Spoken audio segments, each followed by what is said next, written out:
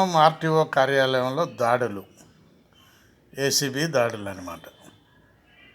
Khammam RTO ఆఫీస్లో ACB దాడులు అంటే ఒక ఖమ్మంలోనే చేయాలనా? రాష్ట్రంలో ఇక జిల్లాలు లేవా? అంటే ఆ మిగిలిన జిల్లాల్లో ఎందుకని చేయటం లేదు? అక్కడేం డబ్బు దొరకదా?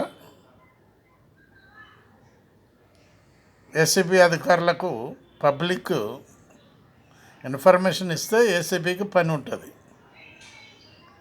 పబ్లిక్ ఇన్ఫర్మేషన్ ఇవ్వకపోతే కష్టం. వాళ్ళు ఆఫీసుల మీద పడితే తక్కువ డబ్బు దొరుకుతుంది.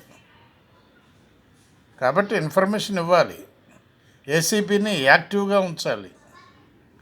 యాక్టివ్గా ఉంచాలంటే ప్రజలు అలర్ట్గా ఉండాలి. అది ఏసీబీ పని. కాబట్టి ప్రజలు యాక్టివ్గా ఉండి ఏసీబీని అలర్ట్గా ఉంచితే గవర్నమెంట్కి ఎంతో డబ్బు చేకూరుతుంది. అయినా గవర్నమెంట్ వాళ్ళని వదిలిపెడుతుంది. కారణం ఏంటో తెలియదు, ఇప్పటికీ కూడా తెలియదు. రిమూవ్ ఫ్రమ్ ది సర్వీస్, మిగిలినటువంటి వాళ్లకు ఉపాధి కల్పించండి అని ప్రభుత్వాన్ని అడుగుతున్నారు ప్రజలు. బాలసాని వీరప్రసాద్, హైదరాబాద్.